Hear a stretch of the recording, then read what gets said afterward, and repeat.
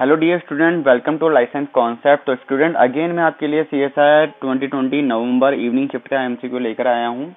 ठीक है, तो इस क्वेश्चन को अपन सॉल्व करते हैं जल्दी से। देखो क्वेश्चन बोल रहा है कि which one of the following ensure stable binding of RNA polymerase at the promoter site. बहुत ही इंपॉर्टेंट क्वेश्चन है। देखो अभी अपन MCQ क्यों मॉलिक्यूलर बायोलॉजी के ले रहे हैं, बिकॉज अपन मॉलिक्यूलर बायोलॉजी की सीरीज चला रहे हैं। दैट्स व्हाई हम मॉलिक्यूलर बायोलॉजी के B सेक्शन के C सेक्शन के जो भी MCQ आए हुए हैं लास्ट 10 ईयर्स के अंदर वो अपन कवर कर लेंगे पूरे। ठीक है, सो देखो क्वेश्चन में बहुत ही इजी क्वेश्चन था, फ्री के मार्क्स देने वाला क्वेश्चन है। इन्होंने बोला कि which one of the following, इनमें से कौन से हैं जो कि इंश्योर करते हैं stable binding of RNA polymerase at the promoter site. ठीक है, तो यहाँ पे इन्होंने बात करी है, देखो किसकी RNA पॉलीमरेज की बाइंडिंग होती है क्यों।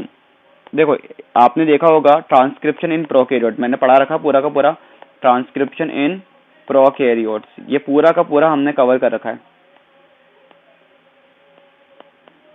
ठीक है, आप चाहो तो सीरीज में देख लेना। तो आपने ट्रांसक्रिप्शन इन प्रोकैरियोट के अंदर देखा होगा, वहां पे GC box and Pribnow box promoter देखने को मिला होगा।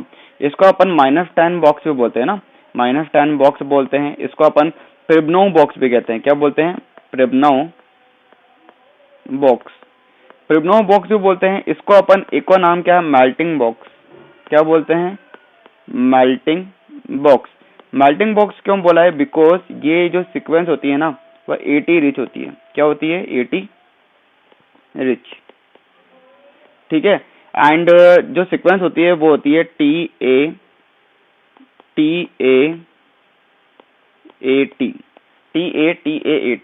ऐसे ही GC बॉक्स को क्या बोलते हैं?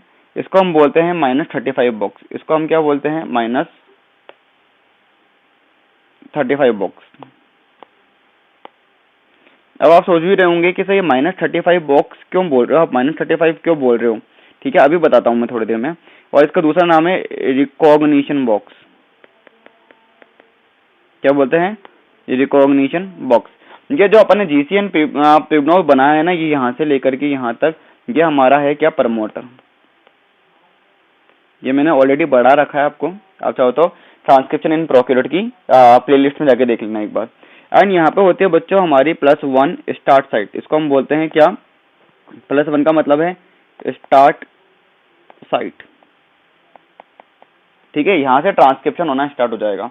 तो अब आप, और इसकी जो सीक्वेंस होती है -35 बॉक्स की, इसकी होती है TT GACA। अब देखो हमने क्या देखा यहाँ पर, हमने ये देखा प्रमोटर का सीक्वेंस देख लिए। क्वेश्चन बोल रहे हैं कि कौन है जो इंश्योर करेगा binding of RNA polymerase the promoter site. ये प्रमोटर साइट बना दिया अपन ने, तो RNA पॉलीमरेज की बाइंडिंग एफिनिटी को कौन बना के जा रहा है। तो वापस से मैं देखूँ यहाँ पे क्या देख रहा हूँ, यहाँ पे मैंने दिया है, यहाँ पे ये मेरा DNA है और यहाँ पे मैंने लिख दिया -35 -35 बॉक्स -10 बॉक्स, एंड यहाँ पे मैंने दे दिया है +1 स्टार्ट साइट। ठीक है, सबसे पहले देखो यहाँ पे क्या होता है, ट्रांसक्रिप्शन फैक्टर होता है एक, जिसका नाम है क्या, सिग्मा। क्या नाम है? Sigma transcription initiation factor. Sigma transcription initiation factor है ये आके बाइंड करेगा। सिग्मा ट्रांसक्रिप्शन इनिशिएशन फैक्टर आने के बाद में यहाँ पे क्या होता है, जो RNA पॉलीमरेज होगा ना हमारा, वो आके बाइंडिंग करेगा। मतलब कि RNA पॉलीमरेज पहले आके बाइंड नहीं कर सकता। इसको लाने के लिए यहाँ पे क्या चाहिए, इसकी बाइंडिंग के लिए यहाँ पे सिग्मा ट्रांसक्रिप्शन इनिशिएशन फैक्टर चाहिए था। तो देखो सिग्मा प्लस में जो आपने एंजाइम लेकर आए हो वो है कोर एंजाइम।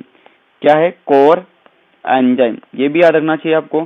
सिग्मा प्लस में core enzyme, sigma transcription initiation factor plus में core enzyme is equal to ये बनाता है होलो एंजाइम। होलो एंजाइम का मतलब होता है कंप्लीट एंजाइम। मतलब ये RNA पॉलीमरेज की बात कर रहे हैं हम।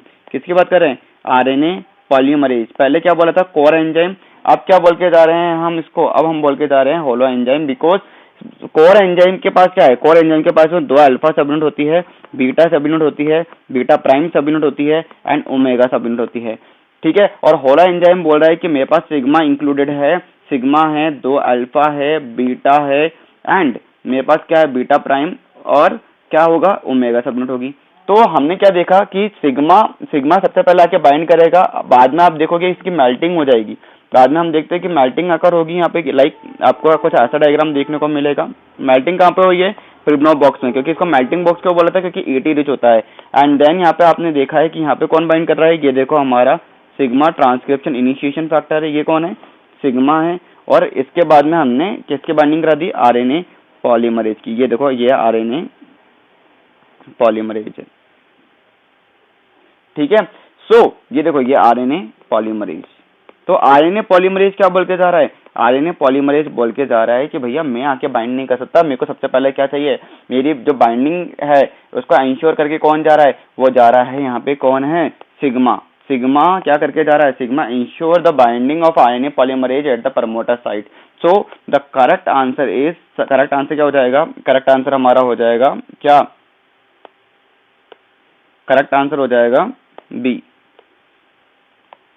करेक्ट आंसर क्या हो जाएगा, सेकंड, सिग्मा फैक्टर। डीएनए फोटोलाइजेज का रोल नहीं होता है, ग्लाइकोसाइलेज का भी रोल नहीं है, ये रिपेयर के अंदर काम आते हैं।